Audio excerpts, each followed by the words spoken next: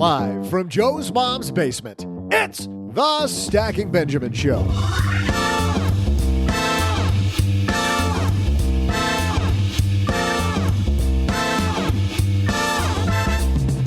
I'm Joe's mom's neighbor, Doug, and welcome to a special episode of the show.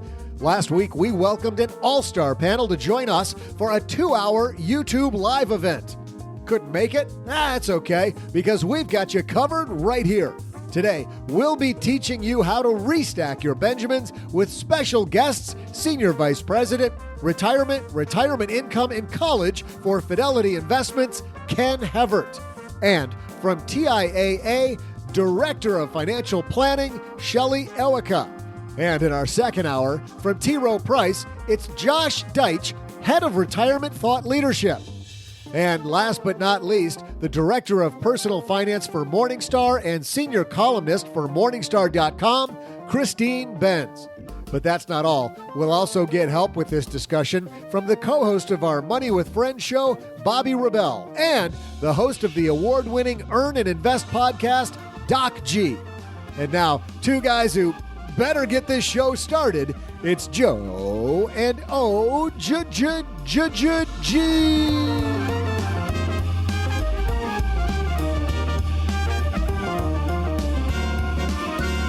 Hey there, money nerds. Welcome to Stacking Your Benjamins Restack Edition. I'm Joe Salciha, Average Joe Money on Twitter, and we have a fantastic event for you tonight. I am super excited. So before we do anything, of course, we have one person who was instrumental in putting this all together, and he's the man, the myth, the legend, Mr. OG. Dude, you didn't even wear your bag today. What's up with that? I can't hear you at all. There we go. You know, maybe I should do this once or twice and maybe not hit mute. Goodness gracious. We did this. How you doing, OG? Fantastic. It's a great evening. Beautiful day. I have to tell you, there are more than two people here. So both listeners have a bunch of friends. Pressure. No pressure. Thank you very much for bringing bunches of friends.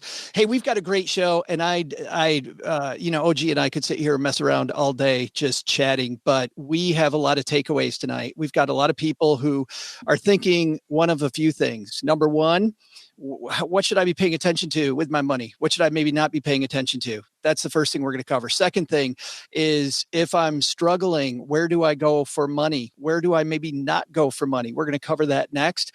And then in the second hour, we're going to go specifically to your retirement accounts. What type of moves are people making with their 401k, with their retirement monies? And then we're going to talk about asset allocation, about diversifying your investments. So, OG, you ready to do all that? Or should we bring in some reinforcements? I'm pretty optimistic, but let's do reinforcements just to be safe. Maybe have some reinforcements. A few rules of the road, guys, before we get going here that I want to cover. Number one, we have 8 people bringing you this event tonight from all over the United States. Technology at some point is going to be an issue. I have no idea when it's going to happen. I don't know how it's going to happen, but it will be. So just hang with us if for some reason technology bites us. So that's number one. Number two, questions. Ask bunches of questions. We're going to take as many as we can. Unfortunately, we have a really packed schedule, but we're going to pick as many out as we can. Our guests are great at taking your questions. They're all experts at what they do, and they are willing and able to get to as many of those as we can in the next 2 hours. The next thing, the third thing is, we have these guests on OG, and I always get books to prepare. And I just can't keep them all. So we're going to give some of these books away. One of my favorite, my favorite book that is a novel about finance, The Cash Machine. We're going to give this away.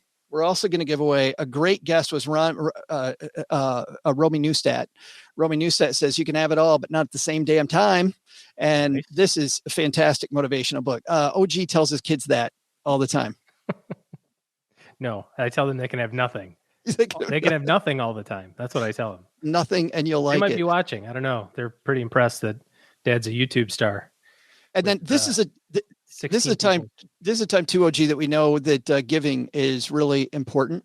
And on Monday's show, we had Kimberly Putnam Walkerly Chris Putnam Walkerly had a great interview with us about people that give money and they think it's going to change the world. It doesn't, and how to change that. It's a fantastic book. So here's what we're going to do. Gertrude is in the audience with us tonight. My mom's friend Gertrude, our room mother, and she has already picked out 3 random numbers for people that we take questions from. So if we take your question, you'll be in line to get a book, and then we'll have Gertrude just tell us at the end of the night what the 3 numbers were, OG, or who the people were, and we'll give those away at 9:00. You must be present to win. If you're not present, we give it to somebody else. I don't know. I'm making this up as we go. One thing I'm not making. Isn't that what we do? We've been doing this for 9 years. That is what we do. Maybe we should get this party started. We have some great experts with us. First thing we're going to talk about tonight, guys, is what should you be paying attention to, and what should you not be paying attention to when it comes to your money, and how are people paying attention? How are people feeling when this comes? And we didn't do some statistics on that. A company did some statistics. I'm sure they were thinking about their appearance here. Ken Hevert from Fidelity Investments joins us. How are you, man? Hey, I'm doing great, Joe. Hey, G, how you doing? Well, we are great now that you're here to save this thing. So let's talk about you guys actually fairly close to the start of this. I think you started getting the pulse of America, what people were paying attention to with their money. What did you find? Yeah, it was pretty close. Just to kind of put that into context, this thing started out as a public health crisis, right? In February, March. In March, the market really sold off pretty aggressively. We did the study in the early part of April, right? And so fast forward, we find ourselves in a situation where, there's been a bit of a recession, a pullback in the economy, furloughs, layoffs. And so in the course of 90 days, a lot has happened. Okay. So when we did the study, we did it in the April timeframe after the sell-off. What we found, and not surprisingly, 6 out of 10 Americans were really concerned about their finances, and slightly more were concerned about their job security. And I've been in this business for 30 years. I've been through a bunch of these. And when there's market volatility, and then there's concern over your job. And so Americans are telling us they went from concerned about the stock market going up and down to concerns about their personal finances. But the good news is that people are starting to do some really good things to adjust to that. Let's talk about some of those things, because I saw in your study that people in different age groups are kind of going about looking at things differently. Can you address that a little bit for us? Yeah, absolutely. So first of all, from a generational standpoint, those that are most concerned about their finances are younger investors. Those that are less concerned about their finances are, kind of in the boomer category. They've done a lot of their saving. They're nearing retirement. Naturally, people who are nearing retirement or have retired are concerned about whether or not their money is going to last if something like this happened again. But the real concern is primarily, among people who are just starting out, and that's where you've got a lot of competing goals. So, for example, if you look at the actions that millennials are taking, their top 3 actions are really focused on, number one, making sure that they can get a really good handle on their spending. And many have said, this has caused me to take a step back and potentially delay some major purchases, whether it's buying a house, taking a big vacation, but it's really about sort of taking stock of what your priorities are in terms of how you're spending your money. Now, interestingly, as we've all seen, mortgage applications have been skyrocketing, right? So while people are saying, I'm going to hold off on buying a house, we have actually seen the demand for mortgages in the housing market in certain areas, really, really rocket. So, but the millennials are really saying, I'm going to take a step back, make sure I got my spending in check. Always been concerned about paying off debt. This makes it even more concerning, especially if they're worried about their job. And then just really trying to figure out, am I doing the right thing from an investing standpoint? It's interesting as I look at this. You draw a very big line between people that have a financial plan and people that don't when it comes to the stress of this time. Yeah, there's no question. So again, I've been in this business for 3 decades. I've seen a lot of this.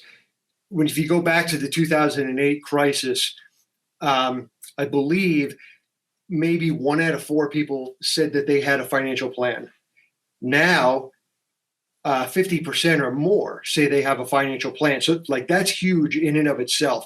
Having a plan for short-term goals, intermediary goals, long-term goals is huge. The people who have a plan, number one, they have greater peace of mind. They're more likely to have an emergency fund.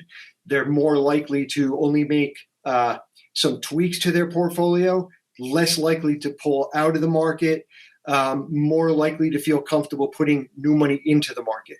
So having a plan really has created much more confidence for many more Americans than if you go back 10 years ago. This means it's funny, OG, you and I talk about that weekly meeting with everybody involved.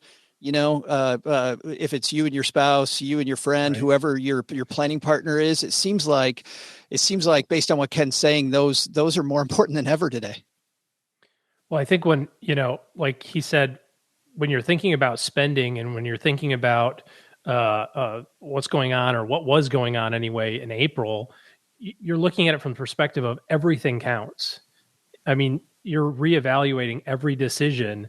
From obviously the big ticket items like spending on homes and vacations and things like that, but then also looking at little expenses, because what we also know is that all those little expenses add up to being big expenses. And when things aren't going well, kind of everything's on the table. Yeah, Ken? Yeah. So I think to that point, looking at all of your expenses, large ones, little ones, ultimately is what put people in a position to get after like probably the top 2 things they said they want to make sure that they can address and that they are taking action against. Number one, it's making sure that they've got an emergency fund, right? So, those small expenditures, the nice to haves, all of those things that you kind of, go after when times are great and you're not worried about, job security, whatever. Those are the types of dollars that you can put into an emergency fund. And oftentimes when we talk about emergency fund planning from a financial planning standpoint, I think the numbers that come out are really daunting, right? We talk about 3 to 6 months worth of living expenses. That's a lot of money. It is not inexpensive to live these days. But we firmly believe that even just having some money aside for the unexpected really helps people feel a lot more confident. This is a time you're saying that when flexibility, really having the ability to be flexible and move is going to be really important. Yeah, I think flexibility, but what's interesting is like these things hold true regardless of what's happening, in the market, in the economy, right?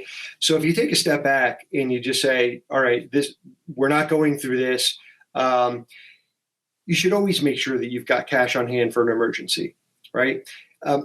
I think one of the ways we like to think about this is like you should have buckets of money, right? And if you bucket your money, if you have an emergency bucket of money, if you have money dedicated to a nearer term goal, and if you have money that's dedicated to your longer term goals, like saving for a house, saving for college, saving for retirement, what it enables you to do is take the risk that you need to on those longer term goals because you know that you've got the cushion in the near term.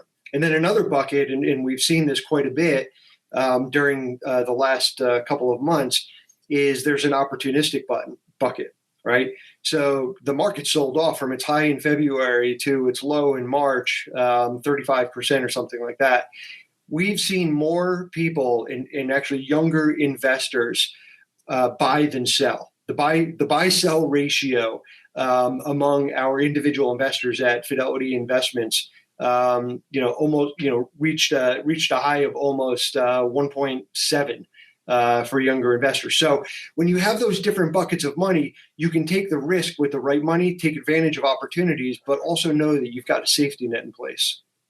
But that's part of the problem is that when it comes to something like cash, it's super boring.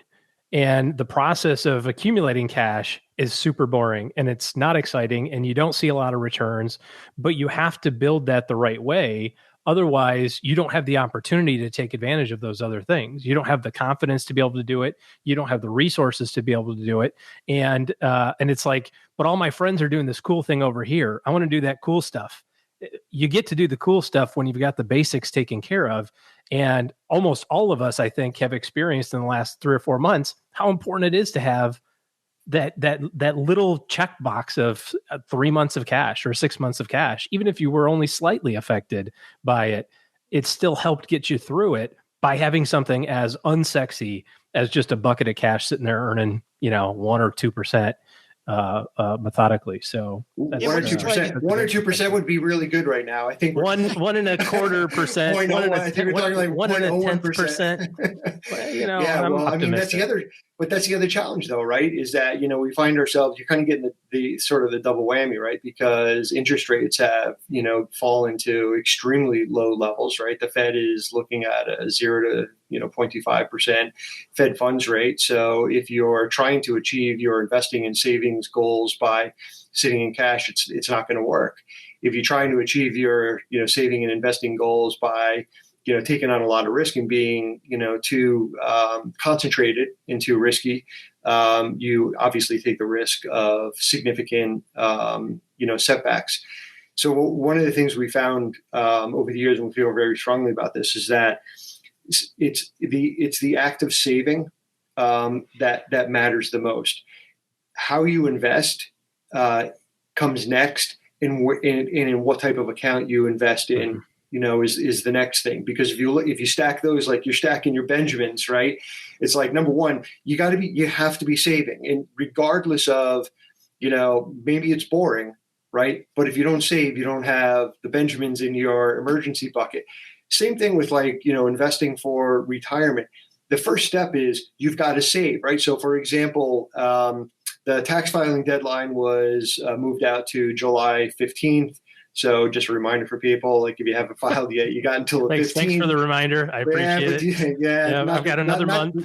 Not that you guys are, holding off, but the other thing, however, is you also have an opportunity to put money into your IRA still for 2019.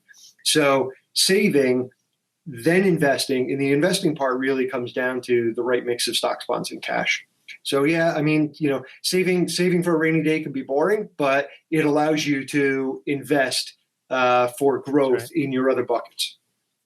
I want to, before we open this up to a few questions, I'd like to start fielding some of the chat that we have going on here. By the way, somebody asked how you ask questions. We can see your questions in the chat window, and I'm just going to grab some. So ask away, and in just a couple seconds, we'll try to make Ken sweat. That's our goal, is see if we can. I was going to say, I see one that's here that I'm kind of interested in his perspective on. As he wets his whistle, just in case, because we're talking about cash. Glenn said, how many years, I know I have my perspective on this as an advisor, but how many years of spending should you have in your kind of different buckets, let's say short-term, medium-term, long-term, as you get closer to retirement? What have you seen at Fidelity as it relates to the successful investors that you guys deal with? Some best practices that people can think about as they close in on this financial independence time. Yeah, exactly. So I think the first thing that we really believe in is that you need to expect, because of, extended life expectancy, that you could be in retirement for a good 20, 30 years, right? Mm-hmm. So maintaining an asset allocation that allows your money to grow is really, really, really important. Well, a method that has worked for people is the idea of sort of creating 5-year buckets, right? So if you have, the first 5 years of your living expenses in retirement, kind of available, less exposed to risk, that way you can, allow the rest of your portfolio to continue to grow, right? And ultimately replace, those 5 years. And so in some cases, people really practice this whole idea of, you create a 5-year bucket, you spend it while you invest the rest, you create another 5-year bucket, et cetera. But essentially that's the idea. It's really those first 5 years that are the biggest change for people when it comes to living in retirement. There's a lot of uncertainties. Paychecks get smaller or they stop. Taxes become more of an expense for you, right? I mean, most of us are used to having taxes taken out of our paycheck. In retirement, no taxes taken out. You got our stroke checks every quarter. So I want to make sure we get to one more thing that I loved in your study, Ken, that I think puts a point on everything that you've been talking about, which is, and I'm just going to read it. We talk about making sure that you put together a plan, and people think that you need to be very versatile right now because of all the things and flexible. But I love the idea of having a dashboard that I can look at, and I've got my goals right in front of me. But you guys in your research showed that you're more likely to have your 3 months in emergency savings, 50% of people with a plan versus 34% of people without a plan. I think I'm reading that right. Less stressed about paying monthly bills, 35% stressed versus 45% stressed about bills if they don't have a plan. And I feel like a lot of people think like this idea of a financial plans for rich people, but you need a plan to get from $1 to $2. I mean, if you don't have a job, you need a plan. Less likely to feel especially concerned about finances over the next 6 months. 35% of people are stressed about having enough money versus 42% without a plan. I mean, there's you guys have some very clear peace of mind numbers when it comes to getting all those people on board and putting together your strategy. Yeah, I think these numbers are incredibly compelling when it comes to making the case for, why you should take some time to put together a plan. And again, I referenced, 10 years ago, I think it might have been 1 out of 4 people, right? So now we're up to 50%. It's got to be a lot higher. But the reason, most people say they don't do it is because they don't know how, they don't understand it. It seems complex. They'd rather spend more time, planning a vacation than they would rather plan, for, their finances, right? I mean, it's understandable, but you're exactly right. Financial planning is for everybody. Right? Everybody, no matter what stage of life you're in, you should be thinking about, what are your goals? What are your objectives? And the components of a plan really don't change that much based on, your life stage. Your goals may change a little bit. You may find yourself in a situation at one point where you've got, significantly competing demands. You're trying to pay a mortgage, save for college, save for retirement. Right. So there's a lot. You're trying to figure out like which one of these do I go after? But, having the plan in place allows you to take some of the emotion out of it, I guess. Right. The plan takes the emotion out and the plan takes the guesswork out. And they're pretty straightforward. I don't know if you guys looked at this question here from Money Saver. Are people really keeping to their plan? Any demographics on who's sticking to the plan and who's just chucking it? There's no difference by demographic. What we are finding is that people who have a plan are sticking with the plan, and what we're going through now, just like what we went through in 2008, is provoking more people to say that's one of the things I'm going to do. It may not be the number one thing, but it's certainly among, the top 5 things people say they're going to do is to, finally put a plan together so that they have a better handle on, where their money is going, why they don't feel like they're saving enough, et cetera. But listen, everybody's situation is really different. Oftentimes, the questions I get all the time are, hey, is now a good time to put money into the stock market? Or, I've got some money, what should I invest it in? I mean, it always comes back to, when do you need the money? How much risk are you willing to take, in that money? And do you have a plan that addresses the other goals that you have? This idea of when you need the money, I think, solves a lot. OG, we've talked about this on the show. Back when I was a financial planner, people would just say, I want more. And if you say you want more, you start chasing things. But when you know exactly when you need $1, it's much easier to choose the right place for that money so that it's more likely to grow to meet the goal.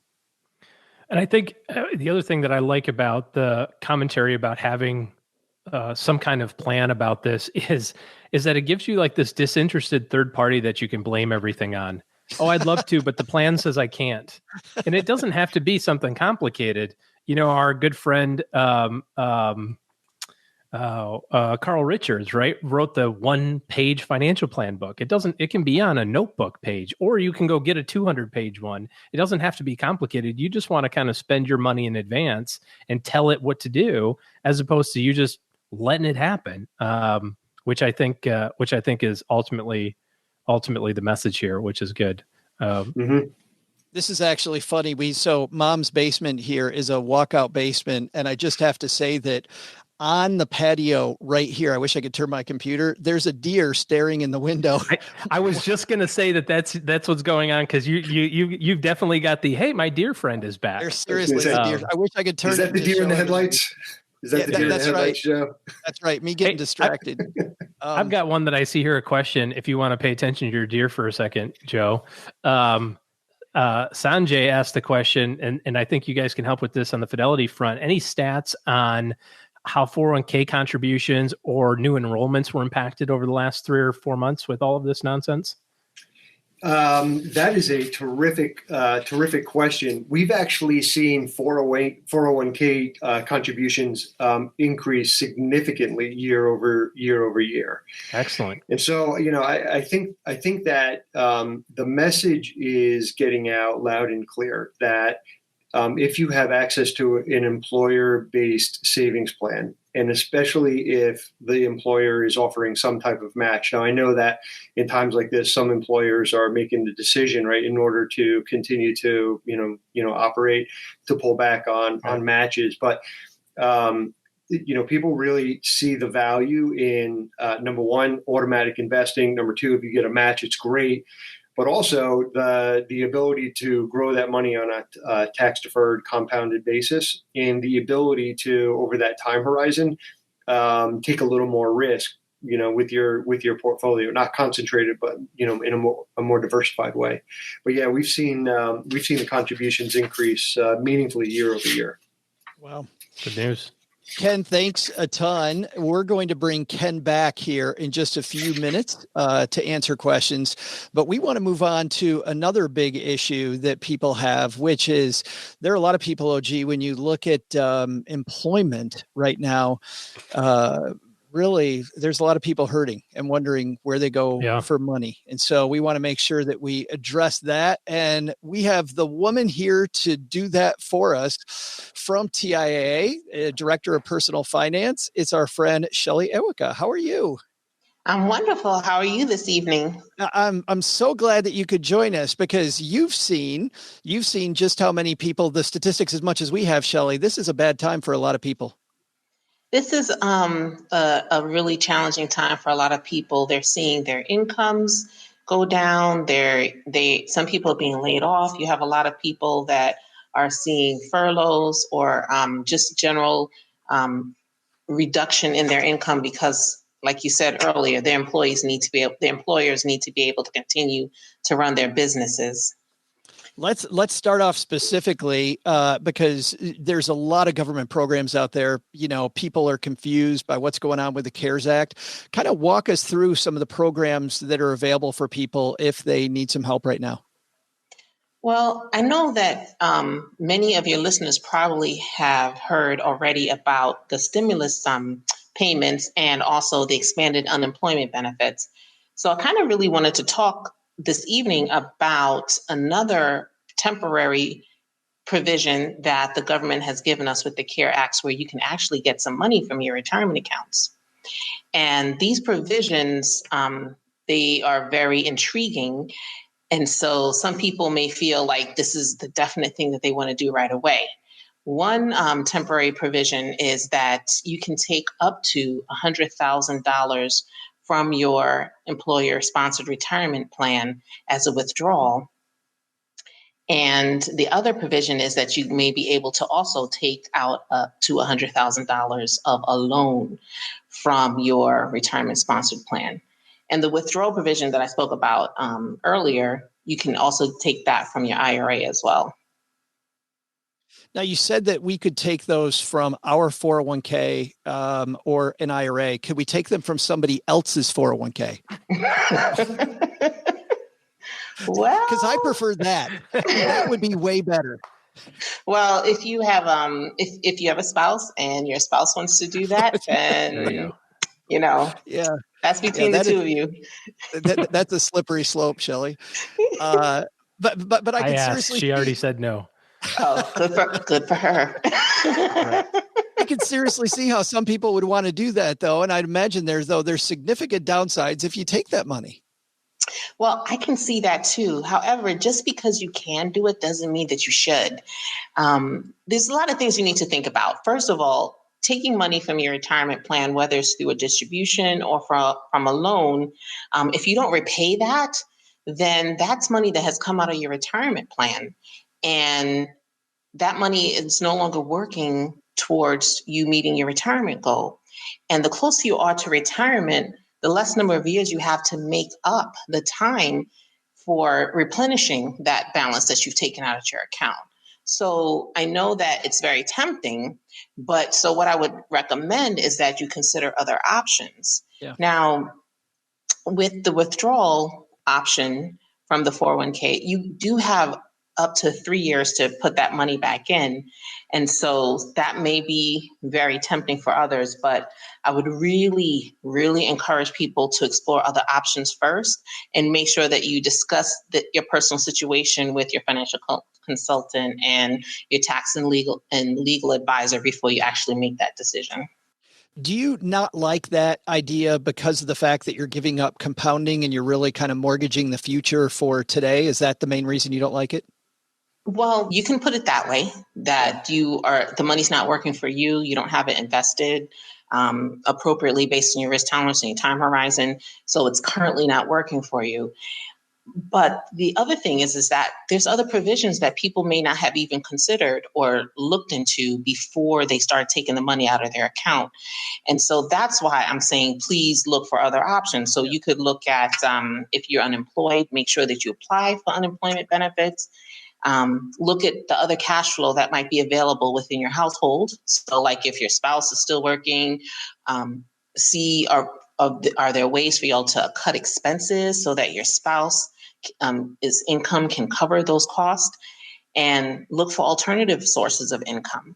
So really, really try to look for ways to not have to take the money out of your retirement account so that it can still continue to work for you. Other things you can think of is, and I was listening to the earlier conversation, is really pay attention to your expenses and see what can be cut. Because think about it, if you take the money out of your retirement account and you haven't even really tried to reduce your expenses, you're really impacting your retirement goal. And the one thing you can borrow for a lot of things, but you cannot borrow to retire.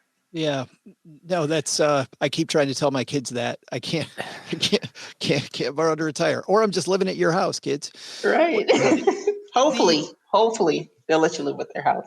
I definitely want to walk through these just a little bit more, but because I like all those ideas. I find that in financial planning, people look at cutting expenses, but you talk about maybe trying to find other sources of income. This might be actually a blessing in disguise for some people, Shelly, to actually look for other ways to make money or create multiple streams of income, maybe start a side business. Exactly. A lot of people, and you hear a lot of different things that people are doing. We're very creative people of ways to earn additional income. And I saw, I didn't catch the name, but I did see someone talking about they were a door dasher.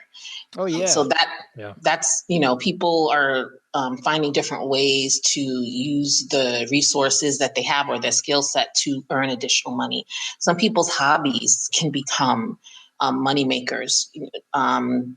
Doing flower arrangements, or you might be good at dogs, being a dog walker, or you like gardening, but your neighbor, and you have plenty of neighbors who really don't.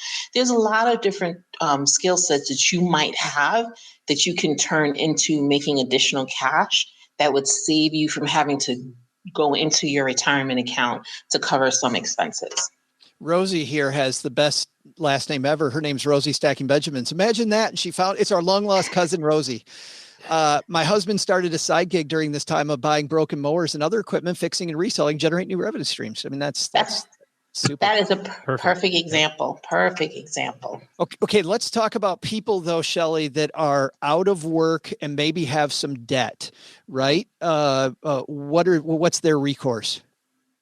Well, if you have debt, I want you to be aware of a few points. One, do not be afraid to contact the companies that you owe. So contact your mortgage company, your credit card company. Even you might have some medical debts, contact the medical providers and talk to them about your current situation. A lot of these organizations and companies are giving people a lot of room and helping them make payment plans or deferring payment plans because of the situation that we're in right now. So please, that's the first thing. Just pick up the phone, give them a call, say, this is my situation. What are my options? And a lot of companies are doing that right now. So definitely that's the first step. And whatever you agree to, whatever payment plan or deferral, it's extremely important that you stick to that. Make that minimum payment because you need to protect your credit.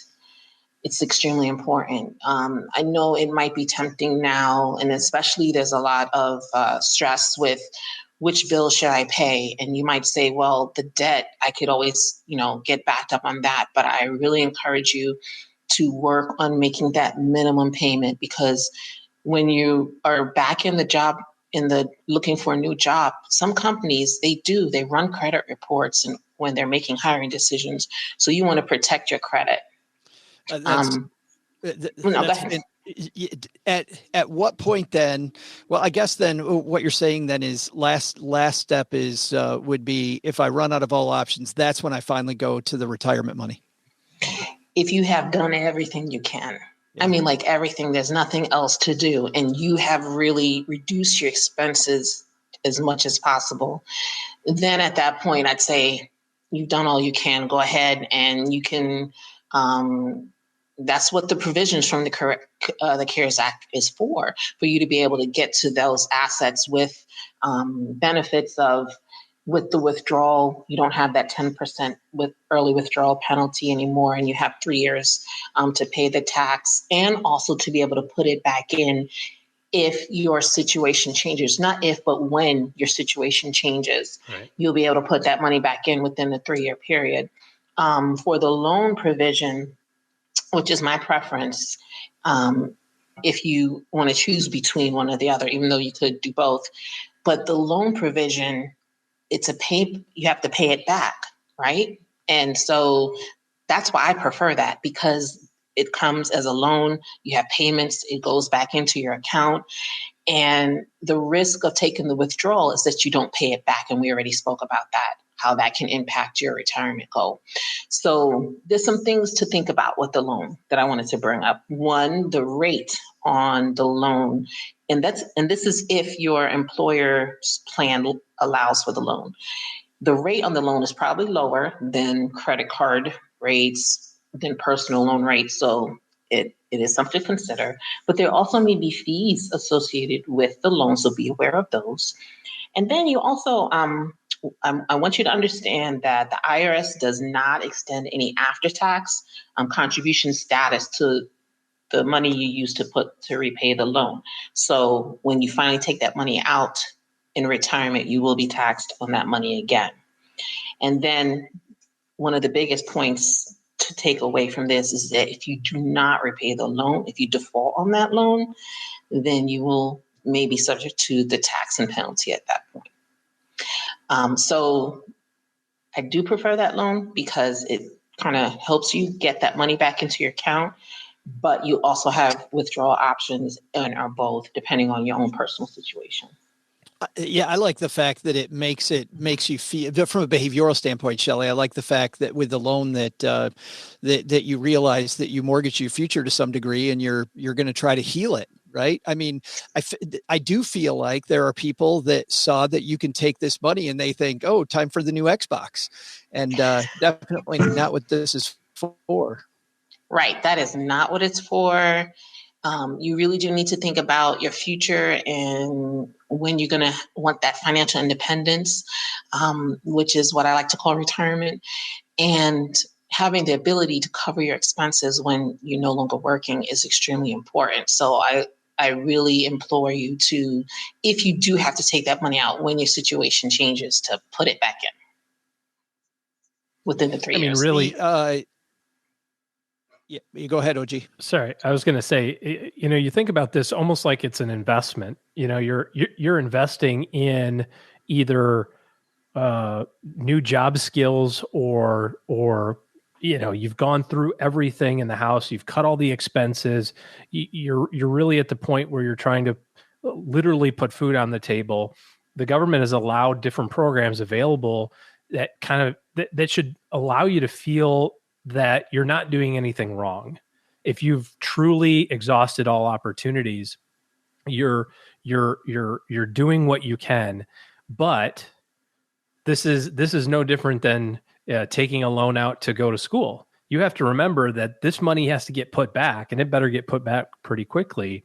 That needs to be the first money that goes back into the plan. So I'm kind of with both of you as well. I think the loan provision probably is better for most people because it mandates it, and it comes out of your paycheck, and it's a little bit easier to deal with. Well, let's go to these people then. Oh, did you have something? No, I was just one other point I wanted to make, because I had talked about contacting your creditors to make provisions, but also consider organizations that might be assisting people, like social organizations that might be assisting people with, food banks, things like that you can take advantage of to reduce your expenses as well. So I just wanted to add that point. It's Sanjay. I put this up a little while ago, but Sanjay said, I contacted all my service providers like auto insurance and requested if there's any possibility of a discount. Almost everybody gave me some sort of a reduction. So stuff awesome. there. Exactly. Yeah, big messages, communication. Just tell people what's going on, follow through on what you say you're going to do. And, Chase, if Chase has your mortgage and you're behind on payments, Chase does not want your house. Jamie Dimon has his own house. He doesn't need yours. They would much rather, work something out with you. So just be communicative. I think maybe this time around, it seems anyway, just kind of contrasting this versus the recession in 2008. In 2008, it was much more like, maybe it felt a little more shameful that something was going wrong. Like, I probably shouldn't have bought that house, or I knew I should have figured out that the housing market was going to crash, or whatever the case may be. And so maybe there's a little bit more of a stigma around asking for support or asking for help or concessions. And now, for whatever reason, and maybe just because collectively we're all in this together, people think maybe I will just ask for a little grace. That's all you're asking for, is just a little grace to get you through the next 2 or 3 months. And hopefully, everything goes back to normal, whatever that's supposed to mean, but be communicative with your people. Shelly, you've seen these numbers. A ton of people have already taken money out of their retirement plans. And, like I said earlier, maybe I'm a little cynical, but I think some people now are hearing you and going, I did that too soon. I should have looked other places first. If somebody's already taken money out, is there a best way to get it back in? That's a good point, Joe. Some people may have already taken the money out, and now, like you said, their circumstances has changed, or they didn't need the money like they thought they would. So my recommendation would be to put it back in as soon as possible. I know that the provision gives you 3 years to put it back in, or you're in a loan situation. A lot of companies allow you to pay that loan back sooner than the payment period.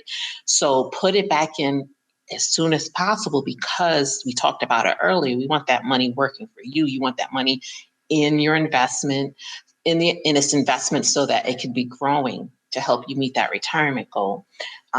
So it's really that simple. Just get it back in there ASAP. Contact your employer or the company if you took the money out of IRA, or the company that holds your IRA, and ask, how do I get the money back in? You might already know. Just go right ahead, pull the trigger, put it back as soon as possible. But you're going to have some people, Shelly, that want to play this game, right? They took the money out right as the market collapsed.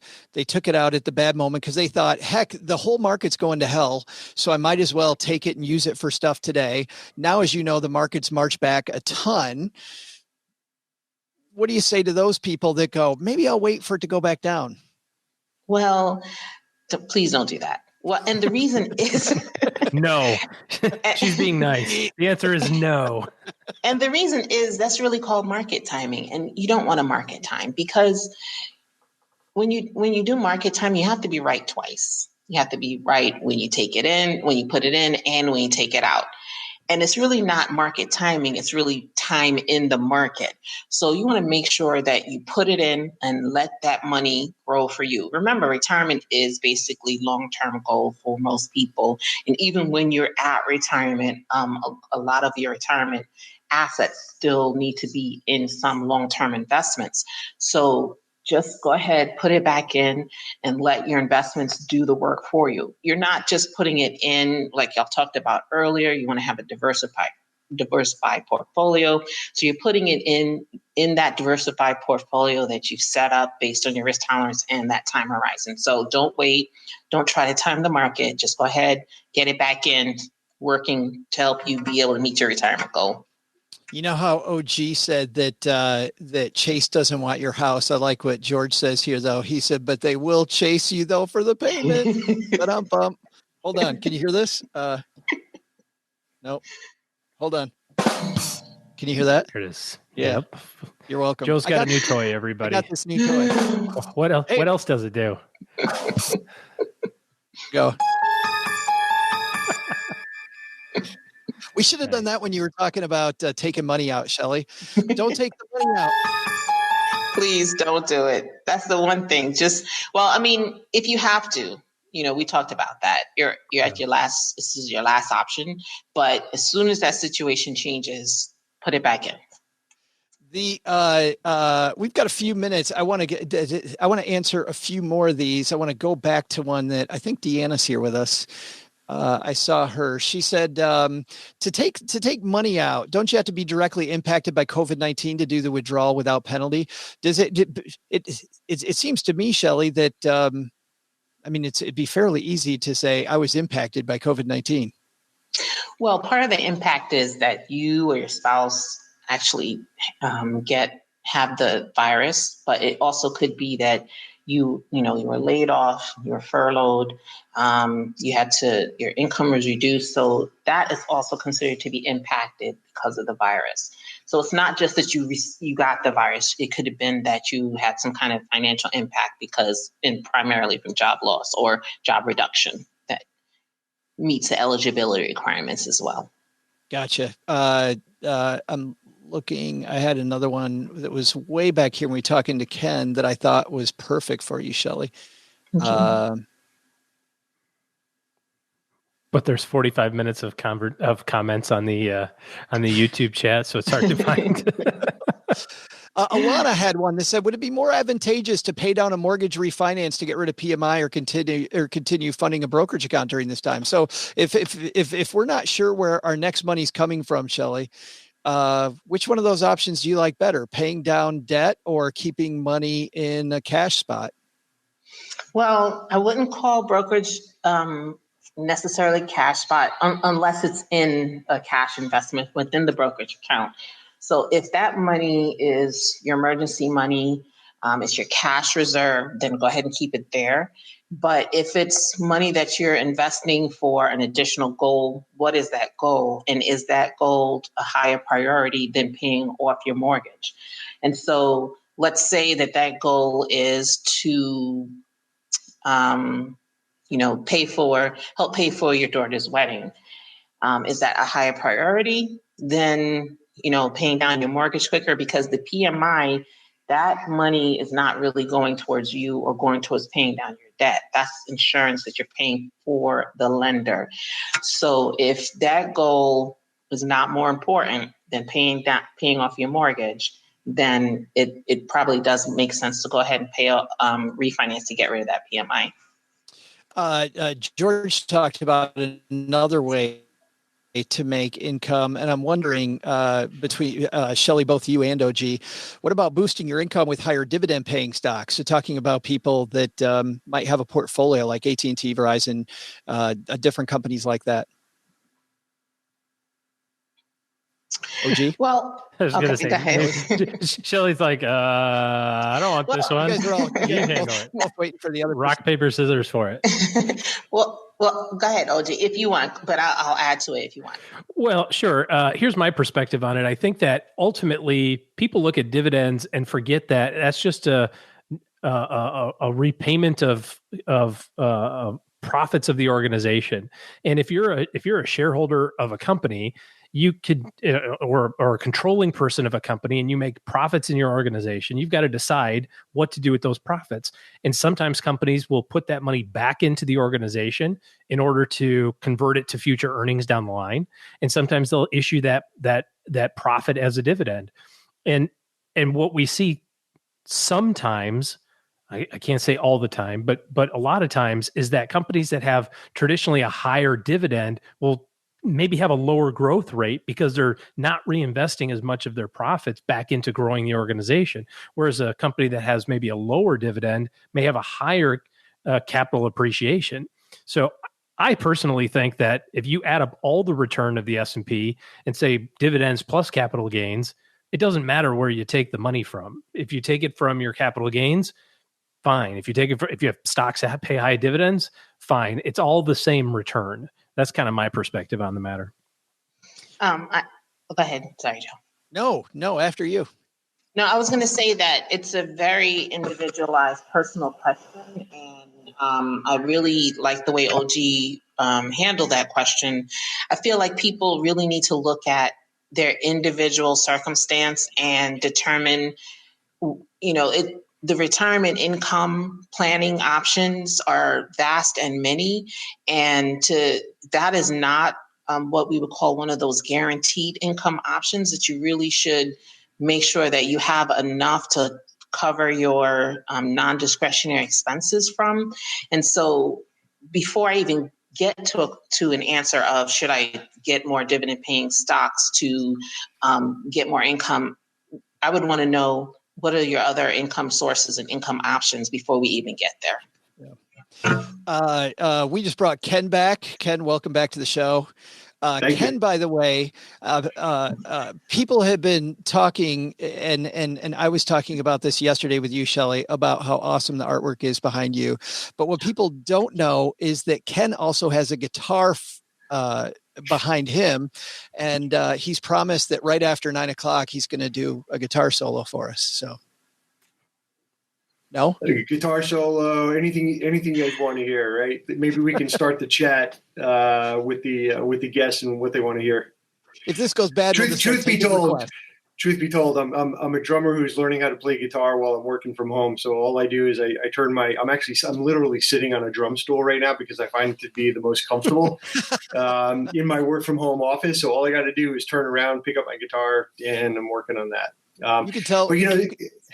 Go ahead. I was just going to say, like, interesting conversation around, like the dividend question, and I think all the perspectives you guys shared is great. I mean, our simple perspective is if your goal is to build wealth over time, reinvest the dividends, right? Let them go back in, right? It's a great way to build more shares, build more leverage, build wealth. If you're looking for cash flow, dividend generating stocks is an option for you, right? And so I think that it's kind of a simple rule of thumb to add to what both Shelly and OG were saying. Shelly, one more thing here, and Ken, I don't know if you want to weigh in on this also, but Kara had a point, which is she talked about the mortgage forbearance that we've heard a lot about. That there's a provision where you can have mortgage forbearance 3 months added to the loan. And actually, Kara, it isn't to the end of the loan. My understanding is you may have to pay it back right away. But she says, seems like a bad idea to inform my credit union I've been laid off, so I haven't applied for this. I have several months savings. You guys agree that the mortgage forbearance thing is also last case? Shelly, what do you think? If you have the money to pay your debts, I would say absolutely don't don't forbear, go ahead and do them as, your mortgages, because in all the forbearance options, that interest is still growing on the account for your mortgages. So you definitely want to continue making the payments if you have like you said, because I'm reading it here, you have several months of savings. So you definitely want to continue making those payments if you can afford to make them. Ken, about 500 people just said this. Of course. I thought they would have said more cowbell. There you go. More cowbell. That'll be my part of when we have the Stacking Benjamins band. I'll be the cowbell guy. Yeah. Let's talk about resources that both of you guys have available in the last 5 minutes that we have here. Ken, since you were up first, let's talk about Fidelity, and maybe you guys have some resources that can help people. Sure. Well, I was scanning, people's questions, and I would say like one of the first things is that you should never hesitate to pick up the phone and call an advisor, right? I mean, at Fidelity, you don't have to have an account with us. You don't have to have investments with us. You don't have to have a 401k. We're there 24/7. So if you've got questions you want to start talking about, I noticed there are a lot of questions around like, how do we get started with a plan? Give us a call. You don't have to be a customer. You don't have to have money with us. And we'd love to, at least be a sounding board and help you get started. For the more kind of do-it-yourself person who wants to go onto a website or use your mobile phone, we've created the Fidelity COVID-19 Resource Center, and it covers a lot of ground. It covers everything from a lot of what Shelly was talking about in terms of the CARES Act. What are the rules? What do you have to be careful about? It also provides a lot of information regarding market volatility, and then much of what we were talking about earlier in terms of taking a step back and revisiting your goals and just really trying to simplify things. I also noticed a number of questions around, should I do this or should I do that? Right. And so, we've got some basic rules of thumb around what we call like a savings hierarchy, right, to put you in a solid position. Emergency fund first, paying off debt second, participate in a 401k if you have access to one, get the match, et cetera. Right. And then you kind of build from there. So 2 things, we're always here for you. Call Fidelity, but you could also go to fidelity.com and visit our COVID-19 Resource Center. And Shelly, I know at TIAA, you guys also have a ton of resources there. Yes, we absolutely do. You can go to our website, TIAA.org, and on our website, we have a lot of similar resources that, like Kevin is talking about. You can get in contact with advisors there as well, or consultants. And we have a lot of self-help tools and a lot of articles that you can read about a lot of different financial planning topics are available on. So you can go right to our site, click on advice, and pick the area that you want to do you read about savings and investments, retirement, and you get a lot of answers to a lot of these questions that you're asking at the moment on the call as well. I've been on both of your sites, and I love the calculators that you have there too, guys. They're just the ability to put together a financial plan now, and at least begin the discussion about where you are. I really like that. For both of you, and I guess we'll go ladies first here, since we went to Ken first last time. Shelly, biggest takeaway for our audience tonight from this first hour from your perspective. Joe, there was one question that I just remembered that I saw a long time ago.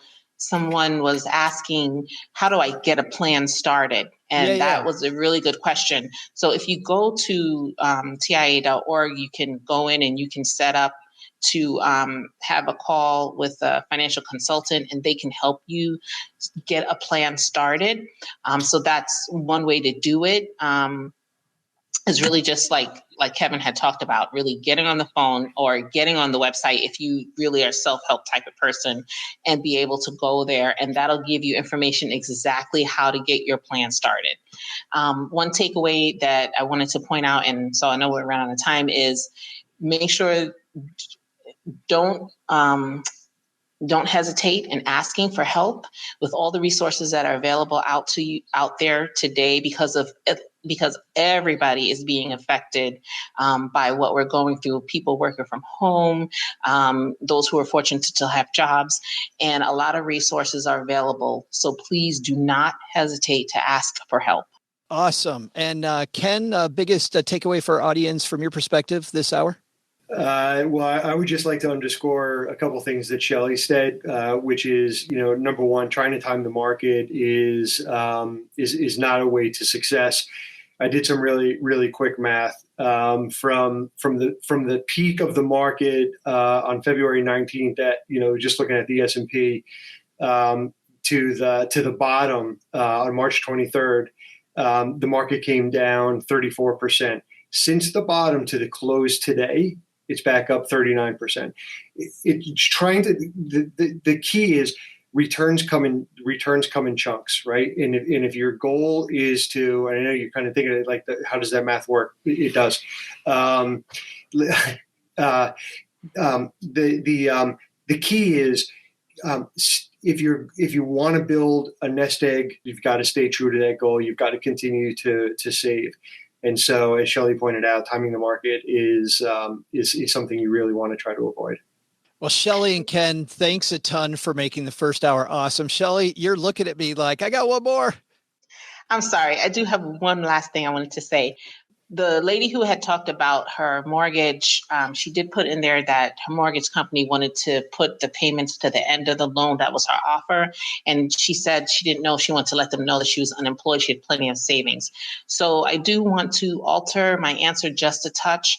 If you are unemployed right now and your credit union is offering you not to add any more money to your loan, but to basically they're letting you defer it. In basically how you're describing it, you may want to look into that option so that you can use that cash to hold on to until you can find another job. Gotcha. Yeah, I like that much better if it's at the end of the loan. Man, for a lot of these, they're making it so that you have to pay it right away, and that gets rid of the efficacy. I mean, I get 3 months and then I got to pay it all back right now. That's horrible. But at the end, I think that's great. Shelly and Ken, thanks for making the first hour this awesome. I really appreciate your help and all you guys do. Thank you so much. You guys are awesome and a lot of fun. Yeah. Thanks for having us. Have a great afternoon. Good evening. Yeah. And we'll have guitar solo time later, I guess. So yeah. Well, oh, gee, that was a really fun first hour. But wait, there's more, man. But wait, there's more. Yes, I know. We have another hour coming up. The first hour, for those of you that joined late, we talked a lot about making sure that you're paying attention to the right stuff. And then what if you're in trouble? The second hour, we're going to talk more specifically about retirement and investments. So stick around because we're going to be talking about that next. And to help us, we have a couple people, OG, that you and I work with every day. First of all, my co-host on the Money with Friends podcast, it's our good friend, Bobbi Rebell, joining us. How are you? I'm good. I want to send virtual high fives to both of you guys for doing such a great job. I mean, well, it's easy, but still. Thank you very much. And I don't know about you, OG. Can you hear Bobbi very well? A little quiet. Yeah, quiet. You are definitely quiet. Let me adjust that. There you are. I made it a little quiet because I've got a tape recorder going here. We always have a lot of checks and balances here, so I wanted to make sure that it didn't pick up any extra noise. So I want to know, is it really a tape recorder? Yeah. You can tell how old we are when Bobbi says tape recorder. Joe's mom sent it to me. They were cleaning up. It's like that meme that has a cassette tape and a pencil. And it says, if you know what to do with these two things. Yep, that's how we do it here. Yep, that's right. Bobbi, you and I do the Money with Friends podcast. For people that don't know that show that we do, do you want to do the honors and explain to people about our show over there? Yeah, we do the show 6 days a week. It's Joe and I a couple days a week, but we also have a whole cast of thought leaders that represent different points of view and come at the news in different ways. And every show we discuss something money related that is topical, and we do it similar to the way that we're recording this show with a live audience, comments, questions that we take, and it's a lot of fun. Yeah, it is. It's a ton of fun. And because we have people from very diverse backgrounds and starting points, every show is something completely different, which makes it a good time. And speaking of different, a guy that's just horrible segue. The host of the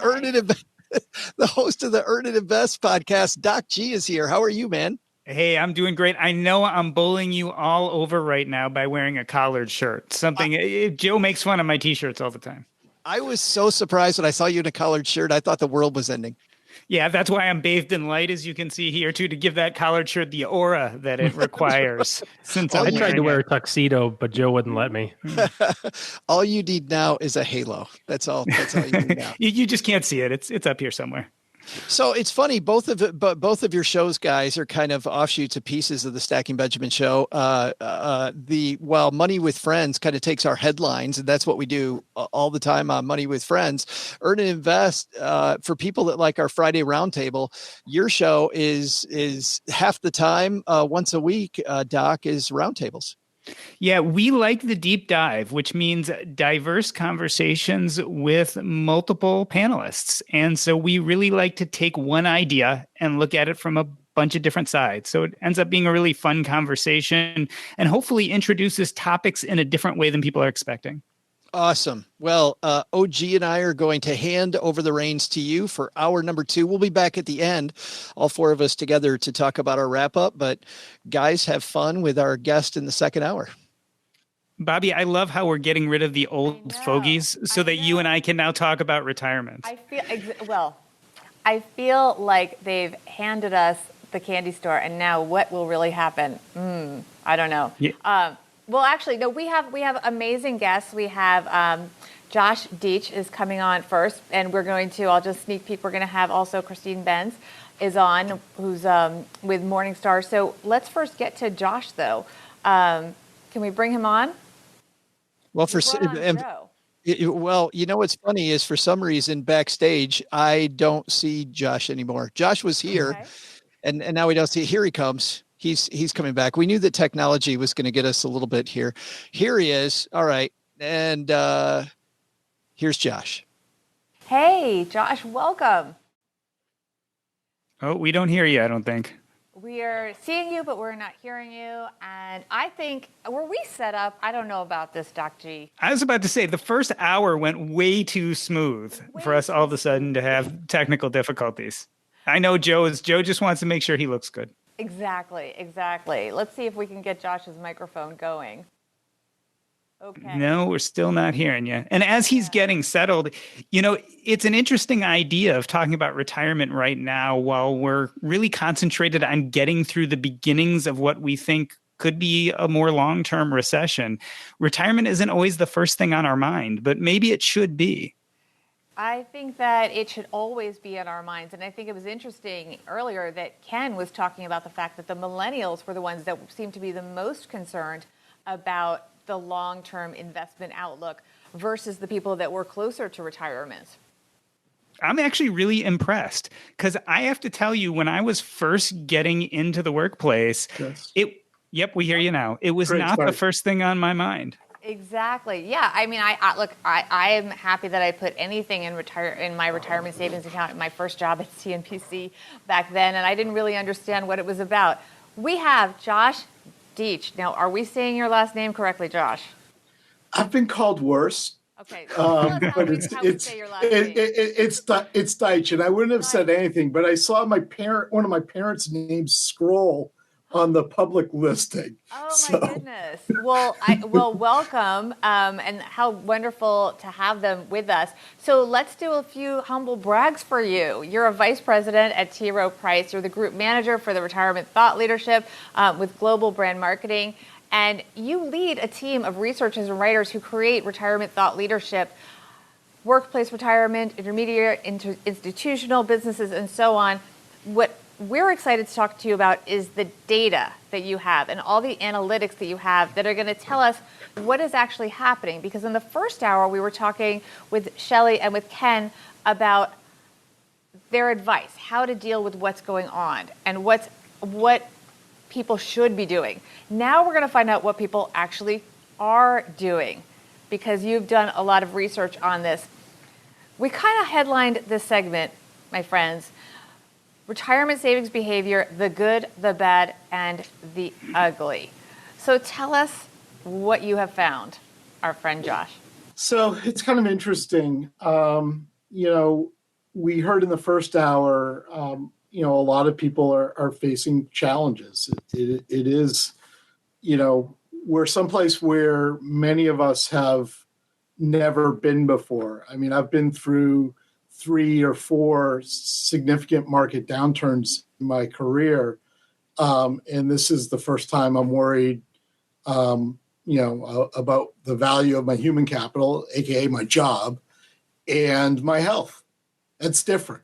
And so, we do have some markers to look back to, most, recently the global financial crisis. So we do see, a little bit of mixed signals so far, because the people that we primarily deal with are in retirement plans. So if you're already in a retirement plan, you are better off than most to begin with, because you are actually saving for retirement. That's a good thing. COVID comes along, and Congress very swiftly acts, and the woman from TIAA spoke about the CARES provisions, and so there's a couple ways of looking at this. The first thing you would think is, well, are people not saving? And by and large, what we've seen is that among the 2 million or so participants that we record keep, less than 3% to date have stopped contributing to their retirement plans. So that would, sort of include people that lost their jobs, or people that, maybe had some sort of financial difficulty in their house, that, they just had to, sort of tighten the reins and needed to put, that money to other use. We have seen cumulatively, though, roughly 5% have decreased their savings. So they are still in a position to save, but they sort of had to pull back. The next thing that you sort of want to take a look at is, what have they done with their investments? Because we know, going back to the global financial crisis, roughly 20% of people, we do an annual retirement and savings survey. We asked them just 2 years ago what they recall doing back during the global financial crisis. And roughly 20% said that they either took a loan or a distribution. Well, we also asked them, did you trade from a risky investment like equities to something safer? And roughly, again, about 20%. Well, so far, what we're seeing is that trading activity is not that significant. But there's some key differences. And the differences are largely a function of how people invest in retirement plans today is markedly different than it was over 10 years ago because of the Pension Protection Act. Nowadays, a majority of, Go on. I was going to say a majority of people have been defaulted into their plan into a default investment fund in the form of a target date fund. So among those that are solely invested in a target date fund, less than 2% have actually traded over the last 3.5 months. However, if they have no money in a target date fund, that number increases to almost 10%. And that's really concerning for the simple fact, and this point was brought up on the prior segment, those people, we don't know for sure, but they may be trying to time the market.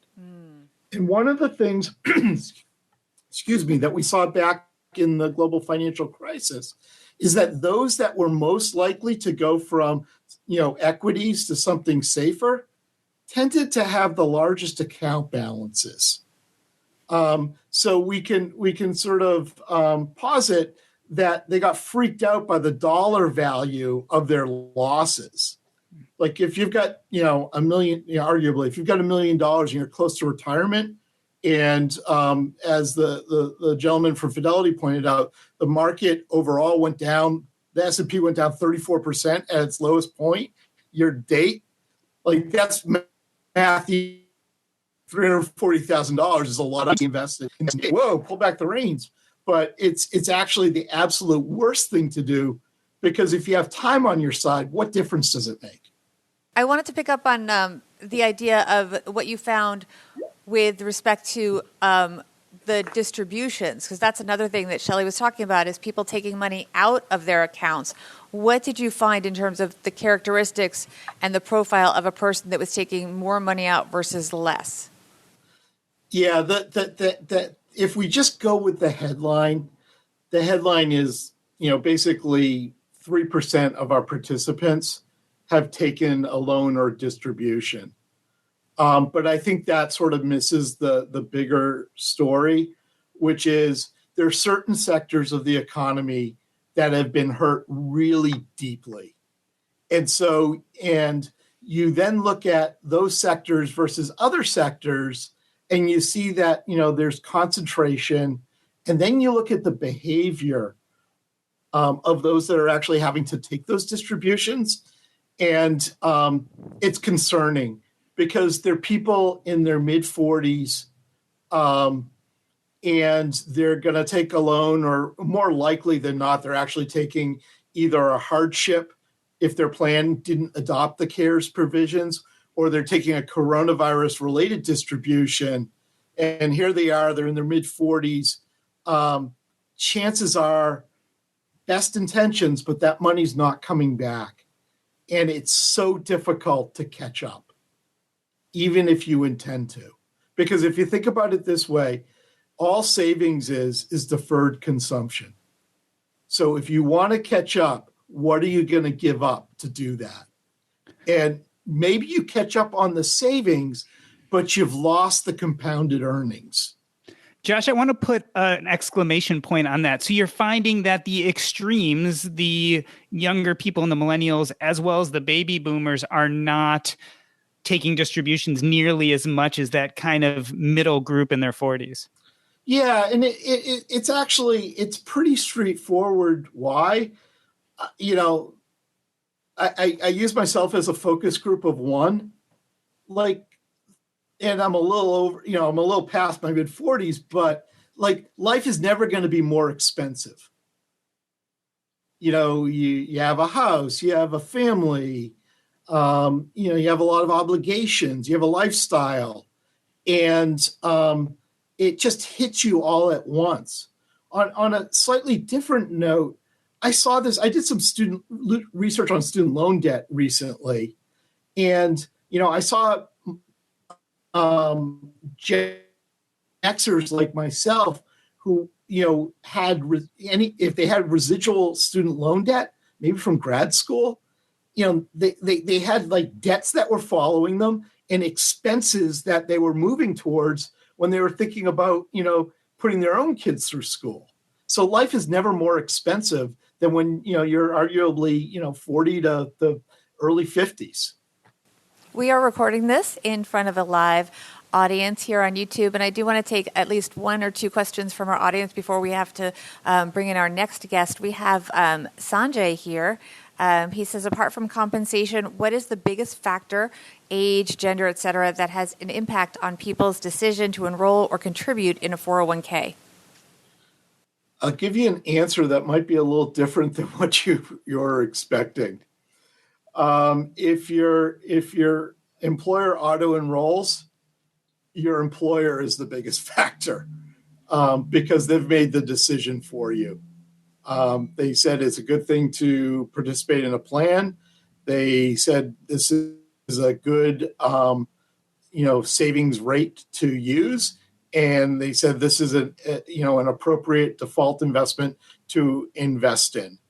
I think for a large segment of the population, their employer made that decision, and then they work to reinforce that it's a good decision. In terms of actual impact, I would say for those who are not, whose employers don't use those Pension Protection Act features like auto enrollment. It's just general financial literacy. I mean, retirement saving for retirement is a grind. Slow and steady is going to win the race.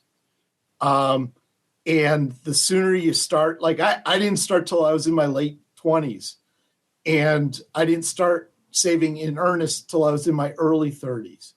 And I regret the decisions I made when I was younger, because I would have had those compounded earnings on the savings.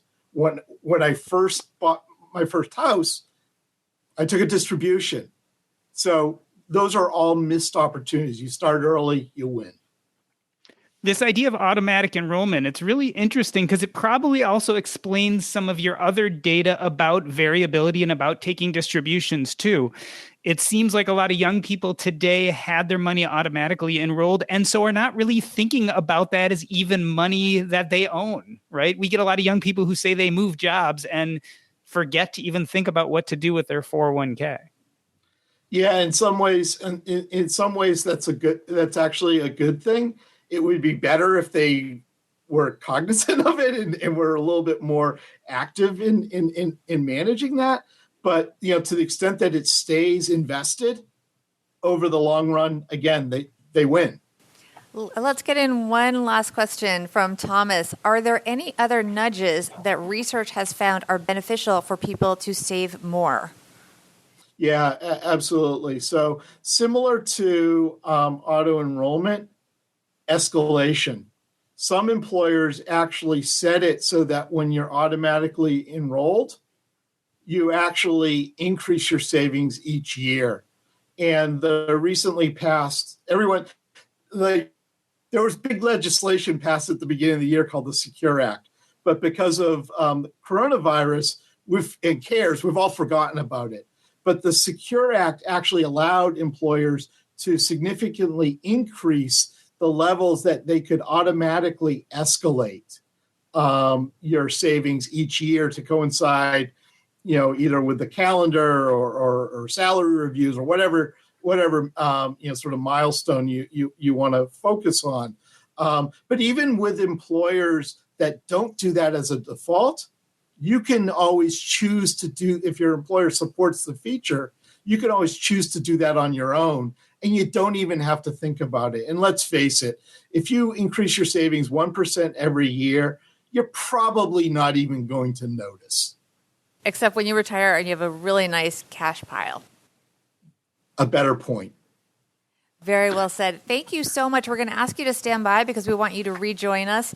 We're going to take a quick break and go to from Josh, I should say, and go to our next guest. So I'll toss it to you, Doc G. So we are going to be talking about rebalancing and asset allocation with Christine Benz. She is the Director of Personal Finance for Morningstar and a senior columnist for Morningstar.com. And Christine, I was amazingly impressed to see that Barron's named you to its inaugural list of 100 most influential women in finance. That's pretty darn impressive.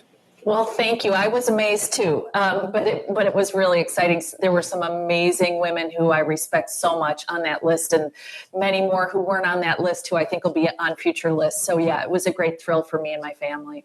Well, part of what got you on that list is some of the great writing you've done. And one of the topics you talk about a lot is rebalancing. And we wanted to talk about that today because we think it's really important. And I really want to kind of, bring this down to the most basic. Before we get into the more complex conversation, just explain to us what is rebalancing and why is it important? Sure. So rebalancing assumes that you have some target for your portfolio's mix of stocks and bonds and cash. And so you're sort of operating with that target, and you may move it a little bit as time goes by. And most of us get more conservative as we get closer to needing our money. But the idea with rebalancing is that if you don't do anything to your portfolio's allocation, so you might start out with the best of intentions and say, okay, my portfolio is allocated here. What happens is that things move around. And usually what happens is that the most aggressive securities take up a bigger and bigger share of your portfolio as time goes by. So that's stocks over time, typically, which outperform other asset classes. And so if you don't do anything, what you end up with is a portfolio that's more volatile and riskier, and that may not be what you want. And, it's interesting because the research about rebalancing really points to its main benefit being in the realm of risk reduction. So it won't help you usually on the return front, but it does help take volatility out of your portfolio. And that tends to get more important to us as we get older. Maybe when we're younger, we can tolerate a very equity-heavy portfolio. But as we get older, we start to not want things to slosh around, not quite so much. It's interesting that you say that. When we hear people talk about rebalancing, they love to talk about increased returns, or at least that's what they think they're going to be getting out of it. So it's kind of cool to hear you say the other side, which I think is just as important, if not more, is that reducing volatility, especially, I'm sure, as you get closer and closer to retirement, is important. It is. And, it's also important to note that there's just not one kind of rebalancing. The most common type of rebalancing, though, is that if I have this asset allocation target, so a desired mix of stocks and bonds and cash, that type of rebalancing is the type that is most commonly used. And it's also the type that's associated with lowering volatility and maybe even taking the edge off returns a little bit. There are other types of rebalancing. So you can look at your portfolio's investment style exposure. So how much you have in small stocks, how much you have in larger stocks, value versus growth, international versus US. You can do rebalancing at that level. And there's been less research on that type of rebalancing. But my hunch is that that's the type of rebalancing that's perhaps going to lead to higher returns over time, because the idea is that you're moving into lower valued sub-asset classes, and that would tend to be associated with higher returns. What is the best way to actually execute this kind of strategy? Do you have to work with a financial advisor? Is this something that robo-advisors can do well? Good question. And so there are a number of ways to do it. Certainly a financial advisor would have this sort of at the top of the dashboard if he or she is helping you with your financial plan. And the other nice thing about working with a financial advisor is that you would have a customized asset allocation target to start with. So that person would be looking at what you specifically have going on in your life and would be able to help craft an asset allocation framework that really makes sense for your own situation. But certainly robo-advisors do rebalancing like this. And for you as an investor, that works in a very hands-off way. But investors can also do this on their own. So if they are using, sort of a brokerage platform, they can just look at their portfolio's asset allocation. And I like our Morningstar tool, which is called X-Ray, for kind of getting a view of your total portfolio's asset allocation. But you could do that and then periodically do that rebalancing yourself. The important point there, though, Bobbi, is that it's really crucial to bear in mind that this isn't necessarily free. So unless you're engaging in rebalancing in tax-sheltered accounts, in your 401k, in your IRA, you may incur taxes if you do rebalancing because you're selling your most appreciated securities. So generally speaking, you want to concentrate your rebalancing activities in the accounts where you won't pay taxes as you do your trading. It's an important point. And it's also worth noting, if you own a target date fund, so if you're being super minimalist and just owning a target date fund, that rebalancing happens internally for you, which is another feather in the cap of these all-in-one type products. A lot of people. Sorry, go ahead. I was going to ask you about the timing of rebalancing and when we should do it, but you brought up an important point, especially if you're in a taxable account. There are consequences to rebalancing. Maybe the timing has to do when you're putting more money into those accounts. For instance, if you are contributing to your 401k, that's a good time to start looking at your current balance and if it needs to be changed. That's right. I think for most people, a good once annual review of their portfolio's allocations is plenty. And at that same time, you can review your contribution rate. You can check your beneficiary designations, do all that good portfolio hygiene stuff. Less is more when it comes to making changes in your portfolio. As you referenced, Doc, I like the idea of using new contributions to rebalance, and that's a nice tax efficient way to do rebalancing. So rather than selling anything, you might just say, well, if I am low on foreign stocks, for example, rather than peeling back US and adding to foreign, maybe I'll just increase my contribution to foreign stocks, and that over time will tend to boost your allocation there. So there are a few ways to go about it.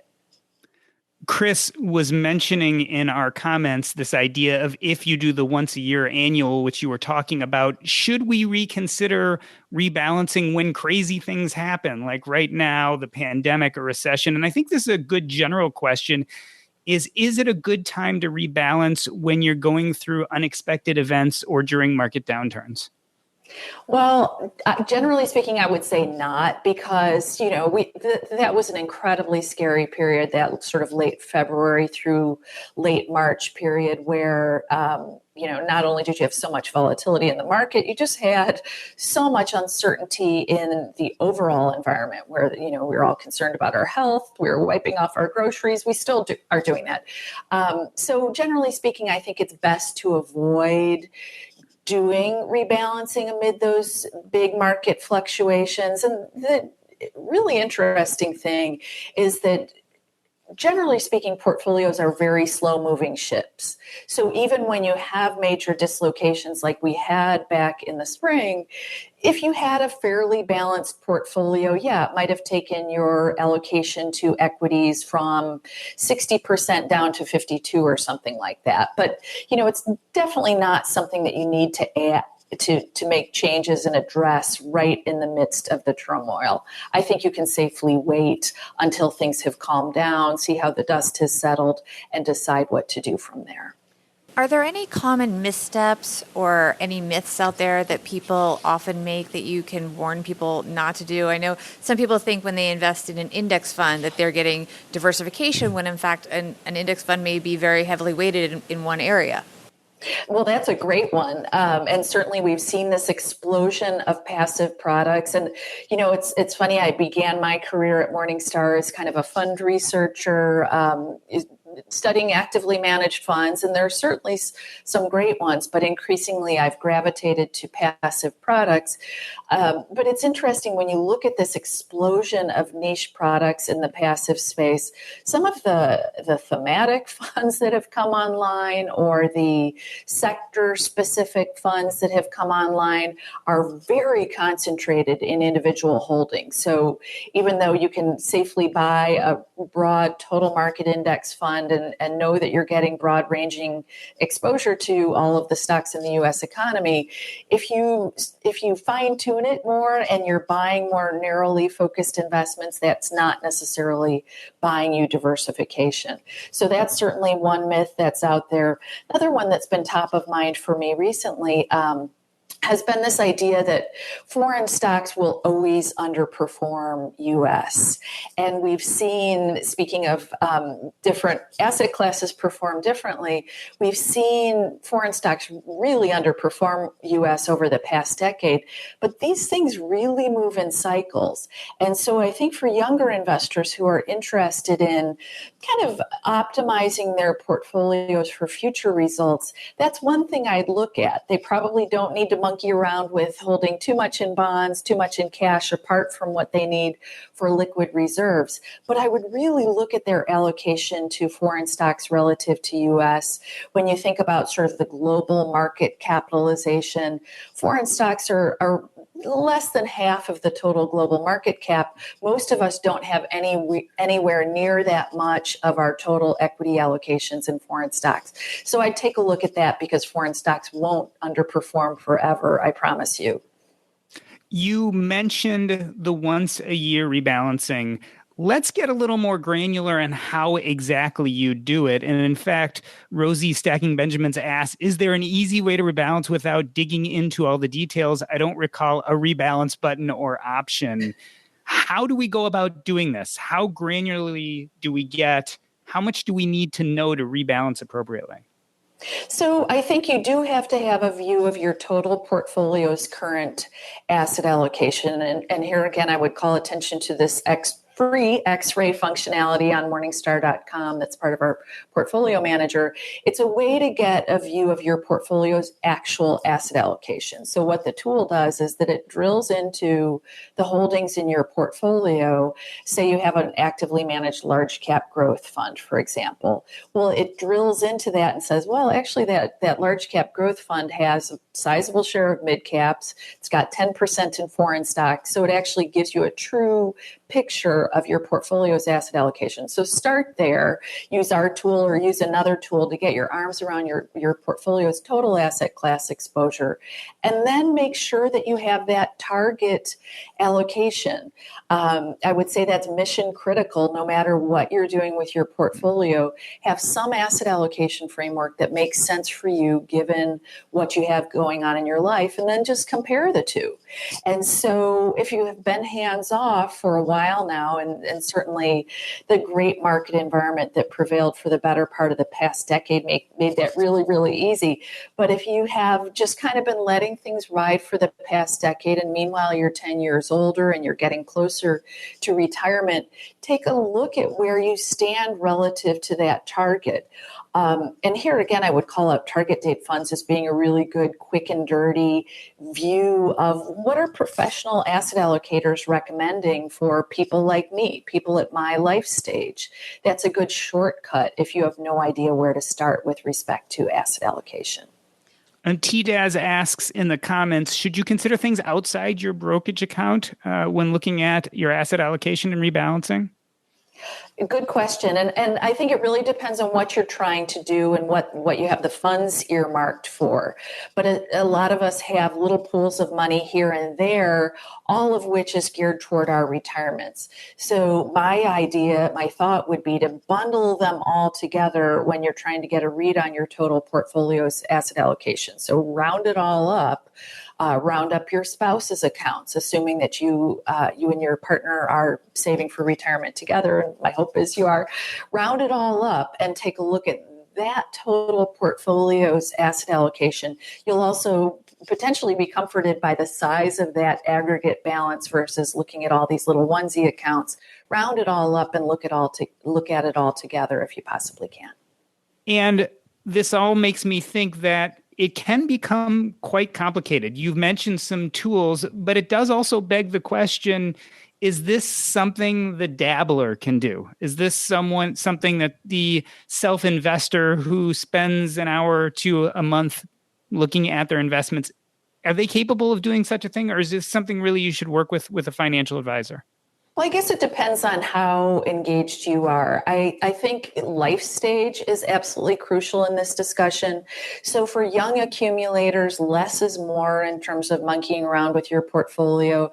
Generally speaking, if you're, under 40, under 50 even, I think you can safely run with a very hefty allocation to stocks because, look at the facts on lower risk securities today. Yields are very, very low. So to the extent that you have investments in them and you're young and you have that long time horizon, those will drag on your portfolio's return. So keep your hands off, keep your mitts out of your portfolio. You probably don't need to engage in a lot of rebalancing. On the other hand, I think this becomes more important as you get closer to retirement. And this is something that I think is really under-discussed, is just how valuable rebalancing can be in retirement. Because, again, we have this era of very low yields where you've got income-centric retirees who are looking at yields of 1%, 2%, 3% potentially it's not enough to provide them with the cash flows that they need in retirement. The nice thing about rebalancing is that you can use it as part of your cash flow toolkit. So maybe you can, harvest your portfolio's organically generated yields, but not go out of your way to reach for income producing securities. But periodically, once annually, take a look at that portfolio and just see where things are. So at the end of 2019, for example, you'd be looking at your portfolio. It was a great year for the equity market, not a bad year for bonds, but great year for stocks. Pre-pandemic, you probably would have been doing some stripping back of the equities. You could plow that money into cash. That sets you up for your cash flows in the year ahead. I think it's just a really terrific way to broaden out your sources of cash flow in retirement above and beyond the income generation that's happening in your portfolio. Yields are so low today. You need to do something else. Money Saver here in our audience has a great point, saying you have to look at the whole portfolio, which includes 401k, Roth, IRA, brokerage, HSA, which is health savings account, which is relatively new. You don't just rebalance a single account type, correct? I mean, you can't just say, well, each bucket is not separate. It's your total picture. Such a good point, Bobbi. So you want to pick your spots, but look at the total portfolio in aggregate. Again, focus on those tax-sheltered accounts when determining where to rebalance. Generally speaking, if you have company retirement plan assets, that'd be your most painless way to rebalance, and that it's very easy to adjust those allocations. You're typically specifying that you're putting X percentage in this fund and that fund, and so it's very easy to move those allocations around. And usually you have an opportunity to do rebalancing either on your existing portfolio, so where your holdings stand today, and also where you want your future allocations to go. So I think that's probably the best place to start if you're working at maybe where most of your assets are anyway. If you've been a job hopper, chances are you've got most of your money in an IRA and you'll need to do your rebalancing there. But definitely concentrate your energies in those tax-sheltered accounts. But look at the whole thing when deciding whether your asset allocation makes sense. We're going to be bringing Josh back in a moment, but you mentioned that especially in retirement, rebalancing can be very important. Are there other markers, times in life, or ages in which you should change your rebalancing habit either more or less frequently? I think in those pre-retirement years, that's a good time to get in the habit of doing a once annual rebalancing, or at least a good once annual thorough checkup on your portfolio. And the other good thing is that in addition to checking your portfolio, you can also do kind of a wellness check to see if that portfolio is on track. Those years, sort of the empty nest years when maybe kids have gone through college and you and your spouse are still working, those can be terrific years to accelerate your savings rate. So I would really concentrate on rebalancing and portfolio hygiene at that life stage, age 50 and beyond. And it's also worth noting that this is an age where people sometimes encounter unexpected job loss. And it can be difficult to replace that high-paying job. The most remunerative jobs can be difficult to replace. So you want to start looking at your portfolio with an eye toward, well, what would I do if I encountered emergency income disruption late in life? And so you want to think about setting aside some assets in safer securities to protect yourself if you happen to encounter such a situation, or a health event, or something that derails you from continuing to work earlier than you expected to. So we've been talking about first the data behind distributions and retirement accounts, and then rebalancing. Josh, welcome back. Let's look at this globally. What effect do you think this pandemic and recession is going to have on retirement savings long term? We called this restacking Benjamins. There was a great pause, and now we're resetting. What is going to be the long-term effects, do you think, on people saving for retirement? Well, I'd be lying if I knew precisely. You mean you don't know? What do you mean? What does the data tell us? Yeah, well, there are some good data points out there. The Employee Benefits Research Institute did some estimates very early on, and they do a calculation that is sort of like, what's the savings deficit in aggregate? And they thought that maybe it could add another 3 or 4% in aggregate to the total. But hey, guess what? The market came back 30+% in the next 2 weeks. I think the bigger issue, and this was raised earlier, is job loss, and whether or not that causes people to dip into savings at precisely the time that they can least afford it. Because the problem with retirement for many people is their own longevity. And it's really difficult to self-insure against longevity. And so that's where I think the most uncertainty is for many people. And I know Christine brought up just a moment ago the importance of having emergency savings, because just as saving for retirement is a critically important behavior, having some cash on the side for the unknown is equally as critical, because that can prevent you from having to do the very things that you just don't want to have to do when it's the worst time to, in fact, do it. Christine, now as things are this volatile, we've talked about job loss. Is this a good time to rebalance to a higher allocation in cash? Possibly so. I mean, we do see, as Josh said, people have a problem with this emergency fund thing. And I was thinking about it the other night. I was thinking this is a sort of a thing to do that has no natural advocates. Like, the banks barely make any money on these accounts, especially with yields as low as they are. Investment providers, don't have an incentive to tout money market accounts or low yielding savings accounts. So I think that's partly why people let this go by the wayside and don't create these rainy day funds. And, again, you're not incentivized in any way, in contrast with your 401k plan where you get matching contributions and other benefits. So I do think that everyone should be taking a look at the adequacy of the emergency fund. We're seeing in stark relief during this crisis, just as we saw during the last one, where people really struggle with right-sizing these rainy day funds. And I think that this is increasingly important as you've got more and more folks who are contract workers, gig economy workers who aren't even in an employer setting. It's much easier. Those positions are much more ephemeral. So it's all the more important that folks in that situation have an additional cushion. And then, for people getting close to retirement who think that they might retire within the next couple of years, I think it's perfectly reasonable to think about having perhaps 1 to 2 years worth of living expenses above and beyond what you'll get from Social Security and a pension if you're lucky enough to have one. You might think about setting aside those funds in highly liquid reserves and then additional assets, of course, in fixed income assets for your retirement plan. So I do think it's a good time to revisit it. The crisis is a good wake-up call.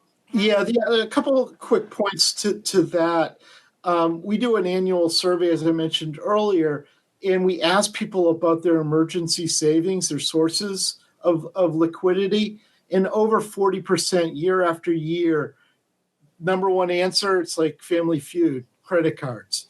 And, it's just the danger in that is it could be worse. What if it's like the global financial crisis and the credit card issuer starts pulling the credit line? And then you really have nothing. And to Christine's point about the liquidity in the early years of retirement, when the market goes south, that liquidity can prevent you from having to sell securities when it's the absolute worst time to sell securities. And so that can give you an additional layer of safety to not have to do the things that you shouldn't want to do or shouldn't do. Before we run out of time, I want to make sure to give you both an opportunity and to give our audience the opportunity to hear about some of the resources that you may have available for people to follow up with. I can tackle that. I mentioned I work on Morningstar.com, which is our website for individual investors. Much of the data, all the articles are free. So I would urge people to check that out. I usually write a couple of columns a week, mainly around retirement planning. And I do a lot of videos. I also work on a podcast called The Long View with my colleague, Jeff Patak. So those are just a couple of resources that Morningstar has to offer. And Josh, if people want to look at the actual data that you were talking about earlier, is there a place they can go and look at the raw numbers? If you go to the T.Rowe Price and go look at the research that we're doing on retirement investors, that's certainly available there. Or if you want more individual guidance from some of our really skilled planners, you can go to our individual investor website where there's some really good ideas on ways that you can think about retirement savings from our two key planners, Judy Ward and Roger Young. And Christine, biggest takeaway from this conversation, what can we do to help protect our future, our retirement savings, especially in these kind of crazy times we're living through right now? I would say for young investors, just don't peak. As Vanguard founder Jack Bogle said, the less you do with your portfolio, the better, assuming that you have a sane allocation mix.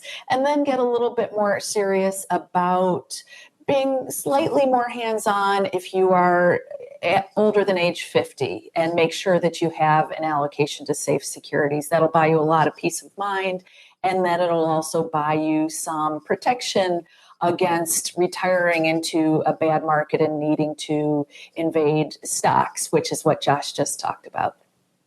And Josh, your biggest takeaway from this last hour? Yeah, it's sort of a slightly different variation of what Christine just said, but I recently wrote a blog on my LinkedIn profile about a metaphor of skiing with investing for retirement. And when I ski, I don't look at my skis, I look at the horizon because that's where I'm going to go. And when I invest, I don't look at my account every day. Actually, I do, but I don't dwell on it. I think about where I want to go with the portfolio, and that's probably the best advice that I can offer. All right. Well, Josh and Christine, thank you for being on and helping us navigate these what feel like unprecedented times, and yet I feel like you've given us very clear information on how to move forward. Bobbi, it almost seems like people are doing better than I expected they would. Well, let's hope so. I always take the optimistic view when I co-host shows with Joe, who I think we're going to hear from in just a few minutes. But I think that people are doing okay, and I think the fact that the market came back from what was a very tumultuous March is giving people confidence to do what a lot of our panelists have said to do, to stick to your plans, make sure you're well prepared with asset allocation, don't fall into the traps that can, pull you in if you get too overly emotional. And of course, just because something is available, as we talked about with Shelly and with Ken earlier, like you can access retirement money, doesn't mean that you should. So I think that's been really beneficial. And I'm optimistic about how people behaved. And I think that Josh's data really points to some really good results as well. And young people seem to have it together, from what I can tell. They're automatically enrolling in their 401ks. They're getting into the target funds, and they're not touching them. And on that note, I do want to point out that as part of the study, which I guess everyone can get from Josh, there is a lot of optimism about financial education and people deciding to really be proactive and educate themselves and take action in the right ways in terms of things like asset allocation, but not in terms of things like churning stocks. And I just wanted to mention, again, you can find Josh Deitch at T.Rowe Price and Christine Benz at Morningstar and Morningstar.com. Thank you both for being with us. Thank you. Thanks for coming. Thank you for having me. So if you guys are lucky, we may get a Joe and an OG back, but I'm not sure. Well, such a great night. So much good information. I think we're making Josh and Christine do overtime here. They get to be on longer than they thought they were going to be. Oh, there he is. Great, though. They were so wonderful. And our audience has just been really supportive of everything going on and loving what they were both saying and loving what Ken and Shelly had to say earlier as well. I'm going to bring OG on in just a second, guys. But I want to show because what Christine talked about, the tool that she talked about, the X-ray, I really like that tool as well. I mean, all four of these companies have such great tools to use. But I did pull up this X-ray, and you can see from this that you put in your funds, and you can really see how you're. And I just put one fund in. But this is the an S&P 500 fund, so it's going to be 95% United States, but it shows everything about your fund. Actually, I take that back. It's a fund called the Spyglass Growth Institutional Class Shares. Not a fund that I really know, but anyway, so many great tools that all these companies have, and that's just one. That Morningstar tool I use quite often. But let's get OG back here, and we will finish up the evening. Guys, great job in that second hour. That was really interesting, OG. The idea that I come away with, and OG, I think I'll start with you, is that while maybe the events are different than the last downturns that we've been through, it sure feels like the advice is the same. Yeah. I've been saying this over the last couple of months. Right now we are living all of this kind of day to day, and every day it's a new kick in the face, and some days a little less of a kick in the face. But just like it was in 2008 for those of us who experienced that, or the recession that happened after 9/11 and kind of prior to that and leading into that as well, right now we think of those events as simply bullet points. Oh yeah, the recession that happened during 2000, the Y2K stuff, or a bullet point of the 2008 recession. And eventually this will be a bullet point as well once we're through it. The hard part is every day we see new information that's like, and it's not super fun to live with, but on the backside of it, it always ends the exact same way. So there is no such thing as this time is different. It may take longer, it may be shorter, it may be faster, it may be steeper, but on the other side of this, it will just be a bullet point, thankfully, in the collective lifetimes of us all. And we just have to keep putting one foot in front of the other regardless. So keep on keeping on. Yeah. Bobbi, what was your biggest kind of takeaway from tonight? I think that it's important that we take action when appropriate and no action when not appropriate. So like an action point right now for everyone, and I believe it was Ken that said this, was not only did the tax deadline move, but your deadline to contribute to your retirement funds, whatever it is that you are focused on, whether it's a 401k with a big employer, or you have an IRA, or you can do Roth IRAs, whatever it may be, you have more time to make that choice. So you should do that. If assuming it fits into your strategy and you can afford it, find a way to afford it. Really try, because that's the best way to be saving, and then lay off the money. That's where you don't take action. After you've done the action of putting it away, and proper asset allocation, of course, as Christine taught us, stick to it. Yeah, I Step like away it. from the computer. Well, and it's funny when you talk about doing that, we started off tonight with how much better people feel if they have a plan, right? Mm-hmm. And so there's no time like right now to just sit down, and it doesn't have to be perfect. Like OG, you said earlier, our friend Carl Richards at the New York Times, put it on a napkin. It can be one page. Yep. It doesn't have to be something super dramatic. Doc, how about you? What was your big takeaway tonight? My big takeaway is optimism. Look, I think our young people are starting to really get it. And I think the rules are the same as the rules have always been. Yes, the details have changed. Yes, there's new legislation because of COVID, but it's still the same. It's make money, save money, budget, put away money for retirement. Don't touch that money once you put it away for retirement. Do the best you can. And this is time-treasured financial advice. And it's really nice to get a group of 4 experts together and have them tell us that we are not crazy, that these feel like different times, but the advice is still solid. We need to take care of our financial house, and we know how to do this. And I think we can get through it by being smart. And I just, appreciate all that great input of what we should do. Yeah, I remember back when this all started in the first couple weeks, somebody gave us this critique that, we're just talking about the same fundamentals. At that point, I thought, that we could just ignore it because the fundamentals are and always have been important no matter what the downturn is. Turns out that this went a little longer than we might have thought. And so we maybe needed to address why the fundamentals matter.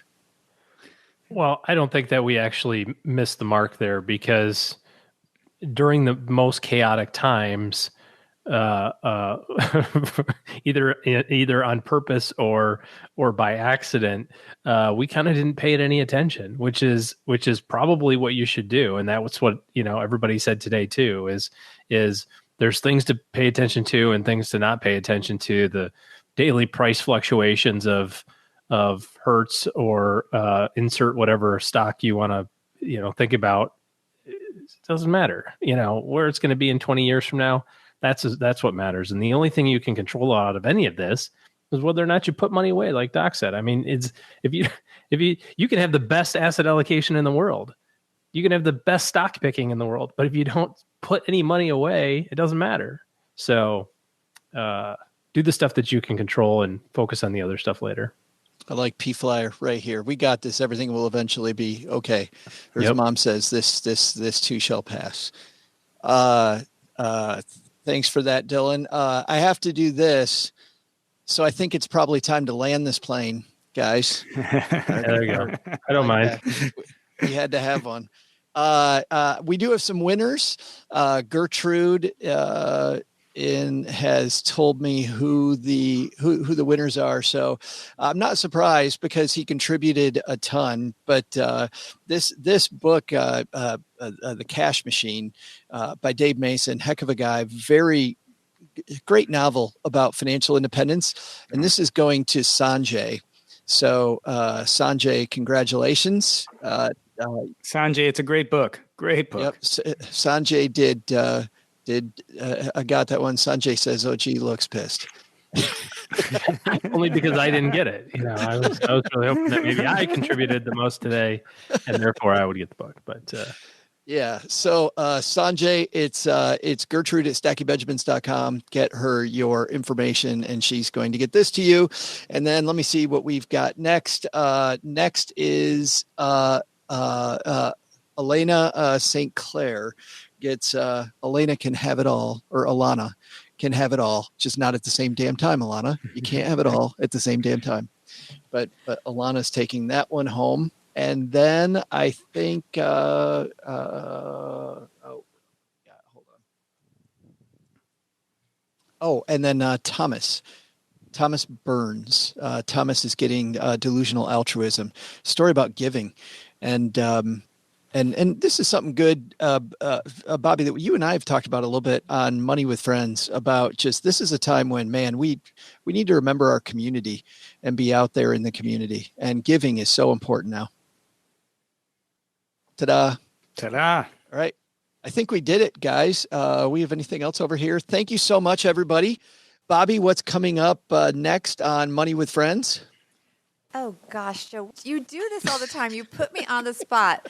And now I have to think through because we're recording this differently from when the audio is going out. And I just I'm so lost with the calendar at this point because it's your upcoming vacation and we're filming everything out of order. I have no idea what's coming up, but every show is better than the last. That's all I'm going to tell you. That's exactly right. Yes. That's it. Money with Friends, Monday through Saturday. We have shows there and 8 distinct and diverse thought leaders with us. People from all different points of view. Moneywithfriendspodcast.com. Very well said. Thank you. We have socials too at Money Friends Pod on both Instagram and Twitter. Nice job. Doc, what's happening at Earn and Invest? Before I do that, I just want to point out that the reason the calendar is all screwed up is because of you, Joe. Just remember that. Yes, 1,000% is the case. The three of us who work with you. I'm not saying anything here. I'm just. All right. So on Earn and Invest tomorrow, we are dropping an episode with Tanya Hester about fighting injustice as a non-person of color. We do a deep dive on what's been going on and what we can do about it. It's a great conversation. We actually captured the video as well as the audio. So the audio will be coming out tomorrow. I will not tell you when the video is coming out, but it will come out soon. I want to put Phil up here. Just got here. That's here for the best part anyway. You didn't miss anything. Don't worry about it, buddy. Just as we went. And by the way, glad you could make it for the goodbye, Philip. The resources, we do have a resource page that Richie on our team created. Here is the link for everything. Actually, that one's wrong. It is this one right here. It's all falling apart. There we go. Yes, we were moving so well. StackingBenjamins.com/YouTube-live. I think Joe should get a vacation. Well, Philip says, can't wait to hear about my vacation. Anybody want to see my slides from Bavaria? Yes, right. No. All right. On that note, OG, what do we got coming up? This is on the Monday feed this week. We're going to talk about the same thing that Bobby did. I don't have any idea. We're recording so much, I can't keep track of what's what. But I know it's on the Monday show. Come on. We do 6. Yeah. That's great. All right, guys. Take it easy. On behalf of Bobby, Doc, OG, I'm Joe. Thanks to all our contributors. Thanks to all you for hanging out. We really appreciate it. Go stack some Benjamins, everybody. Go restack some Benjamins. Bye-bye. Good night. Special thanks to Ken Hevert from Fidelity, Shelly Eweka from TIAA, Josh Deitch from TIAA, and Christine Benz from Morningstar. You can learn more about our special guests by heading to our special show notes page at stackingbenjamins.com/YouTube-live. This show is created by Joe Salsihai, produced by Richie Rutter-Reese, and engineered by the amazing Steve Stewart. Online, visit us on Twitter at SBenjaminsCast or on our Facebook page. I'm Joe's mom's neighbor, Doug, and there's a 73% chance that I played Chuck on Happy Days. SB Podcasts may receive payment on the show from sponsors and guests in the form of books, giveaway items, discounts, or other remunerations. That's a big word. There's no way you take advice from these dorks, but like Joe's mom always says, don't take advice from people you don't know. This show is for entertainment purposes only. And before making any financial decisions, consult with a real financial advisor. Wait, just one question. How did this event happen without me? I mean, really? That's why you sent me to the store for spare blinker fluid? Which I couldn't even find, by the way. You were trying to get me out of the house? Not cool, guys. Not cool. I went to 3 stores.